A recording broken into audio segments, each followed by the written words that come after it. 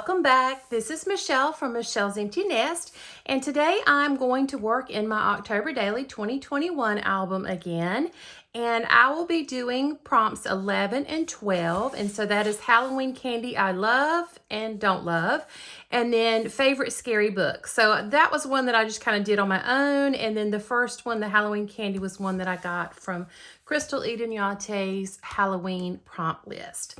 So, in the last video, I had forgotten to put my numbers on at the end, and I mentioned that I would do that and then show them in this next video. So I went with kind of an orange pattern for number 9, and then I just did another one of those little spotty dots for number 10 since it's already had so many different colors on there. So I am going to go ahead and put you on fast forward. This one is not as complicated as the last video, but there are some moving parts and pieces in this one as well. There will be some interactive elements. So I'm going to get you on fast forward and we'll get this one done. So let's do it. Okay, I'm going to get everything set up, and these are definitely easier pages than the last video, but they do have a lot of parts and pieces that I designed several days ago. So I had to really think about what was going on. So you see I'll start off with this purple card that I enlarged, justified to the right, which is where it's supposed to be so that the tags can slide out from the left. And these papers on this page came from Syncopation Design Trick or Treat collection, and I thought it was perfect with the little skeleton with the candies laying down at the bottom of that card. And so I made these two pieces with the skeleton or the skulls on it about 3 by 5, made collages of 5 candies I love, 5 I don't, adhered them back to back, so we're going, we're going well here. And those circles are eventually going to be like my labels for the tags. I thought I would just lay them flat down. I end up changing my mind, so I have to work through that here in a minute. Okay, so now I'm going to use score tape to start creating some pockets to hold those tags. And you'll see that when I go back to kind of test it on my page, I justify it over to the left like the tags need to slide out from the right, and that is wrong. And I have already put score tape down on that side. So I have got to come up with a solution for that as well. So I thought I would score these circles in half and kind of fold them over, but I couldn't do that because then it covered the top candy on the back. So I'm going to just use my roller adhesive, the Kokuyo roller adhesive, and just adhere half of the label down. Sorry for the major camera shake. And then use my trimmer to get a nice clean edge, and then I'll come back and put a title on those later. Okay, so I'm going to get that one cut off, and then I think this is where I start doing some more kind of testing out how it's going to fit on the page. Yeah, and you see I sit it over to that side, and then I realized, oh boy, that's the wrong side of the album that I was planning on. So now I have to go and put score tape on the other side of this purple card. And what I decided to do is just leave the piece of tape there covered up. I'm not going to take off the release paper, and just see how it goes. If I have to reconfigure later, I will, but I'm going to try it out. So I am going to go ahead and get these or get this card that I've blown up in place. And once I get it on there, then I also realize that I should have put some more little thumb tab holes, whatever we call those. I'm not really sure. I wanted to do a 1-inch, but it wouldn't fit. And so I grabbed the 0.75 button punch, and I'll punch out some little thumb tabs from that.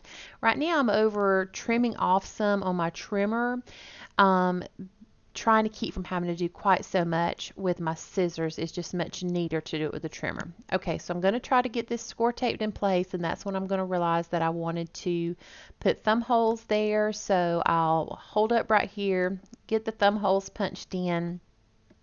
And it was still a tight fit even with the 0.75, but I was able to kind of manipulate it up in there and make that work. And it's just enough to let you know there's something there to pull out and to make it a little easier to get to.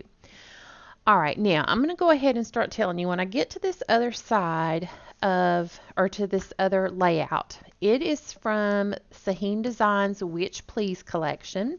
And I wanted to try to do something a little different and do more of like a gatefold. But the problem is when you're not doing something in a fixed page protector size or a more free and open outside of the page protector, it's a little tougher in these albums that are bound where you're dealing with a gutter that gets lumpier and bumpier as one side of the book fills up, especially as much as I fill up. The pages end up needing to kind of get a little smaller as you go. But it's hard to tell how much smaller until you actually get the page stuck down sometimes. So I do go ahead and on this black and white stripe that's going to be the background, I trim it up a little bit, thinking that I have hopefully cut off enough that I won't have to do the trimming after I adhere. And then I am going to score both of these front flaps. And I was going to use this small scoreboard and realized that these papers were longer, so it was just easier to grab out my big one. And I think I do this, I think that's an 1/8 inch score tape, and I maybe did these at, oh, what is that? Maybe a quarter is what I did. I'm not really sure, and I don't remember. But anyway, I scored them, and I'm going to use tape there to put that on this side, so we're good there. However, when I go to put the other flap on, it's still sticking off some. It's hanging over the background. So I decide to put the tape on as close to the fold of that or the score mark as I can. And then I'm going to trim off what was hanging over there and approximately the same amount on the other side so that I've still kind of got the same size flaps. And that makes it smaller than the page. So what I decide to do is go ahead and trim a little off the top and the bottom just to make them be absolutely perfectly straight and to give a little bit more of an even border around. So all of that work I did yesterday or the day before, whenever it was, to not have any of the paper showing through, that just all went down the drain today because I just let it go and, we're just going to have some blank paper showing. So I marked this rectangle that I made as a title piece where I wanted it to meet the slit down the center of those pages. And that's where I put score tape on half. I'm going to do a little dry fit here on both sides, and then I will just line it back up again with that little pencil mark I made and then erase the pencil. So this is kind of like the tab to help open up the flaps. And I'll also come back in and put Velcro there later to hold it down. So I'm going to go ahead and put the whole thing in my book, and then I'll get my little books adhered down to the background. And for those, I just made them as close to the same size as possible. Most of the book images you find online are about the same ratio, so you can size them up and down and get them pretty close. Sometimes, they're a little more on the longer side or the wider side, so they're close to the same size. And I'm going to play a little, maybe we could call this Tetris with the books to get them laid out like I want, and then I'm just going to use my roller adhesive to put those in place. And since they're going into that black line, I'm going to kind of try to line them up more where the center part of the columns are lined up more so than the outside as best I could. And then I'm going to I had a little adhesive there using my sand eraser to get that off. And then I'm going to put those other 3 down. And oh, that was a lot of hair. Sorry. Sorry.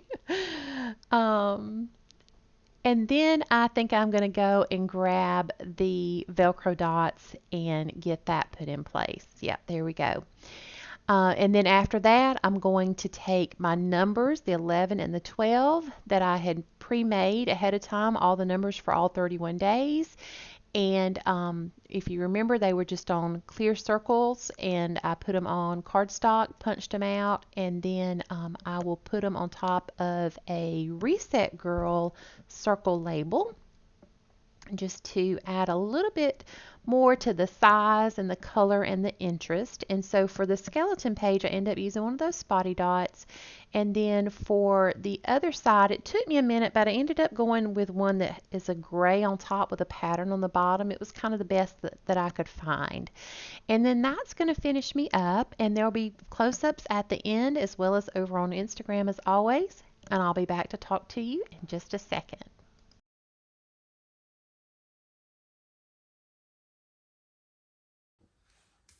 Okay, we're going to call this one good right here. I tried to make these a little simpler, a little quicker, a little less dimensional by not doing any distressing or stitching. I had planned to stitch kind of more like pockets here and then up the sides of these folds. And I decided not to, and I wish I had, because they just feel a little flat for what I usually prefer to do. So sometimes I like to do simple, but most of the time I prefer, you know, kind of that messy stitch and distressed look. That's just kind of my preference.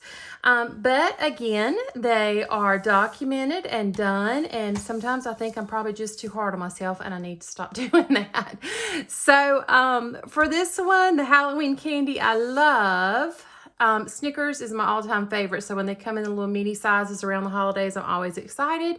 Hershey's Kisses, and then the Reese's, like whenever they're in the shapes, like the pumpkins or the Christmas trees or the Easter eggs, it's like they have less chocolate and more peanut butter. And even though I love chocolate, to me, it just gives it a different taste. And so it's like just a different treat.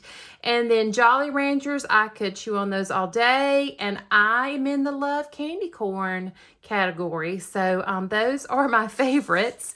And then the ones that I don't love, I honestly don't even know the names for some of these. I don't know what these black and orange things are called, or why they still sell them, but they're horrible.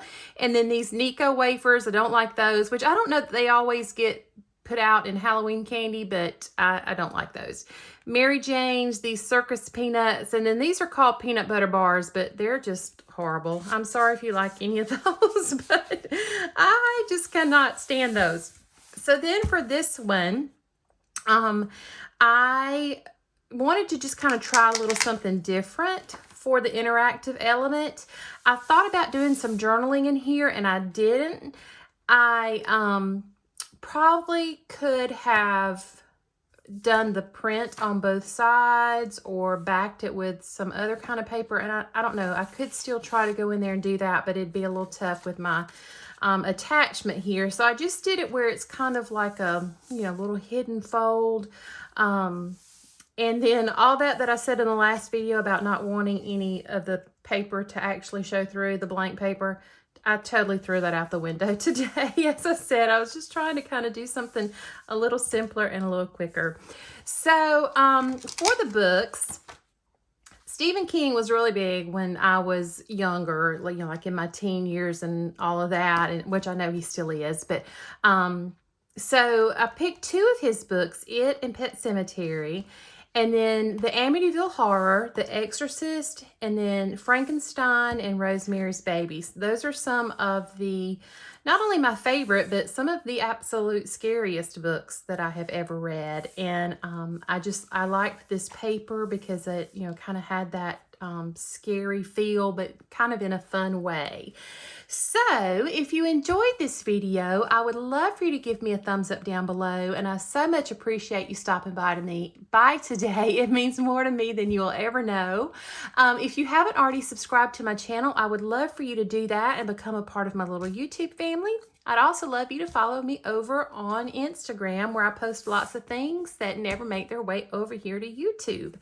So we will pick up with number 13 and 14 in the next video.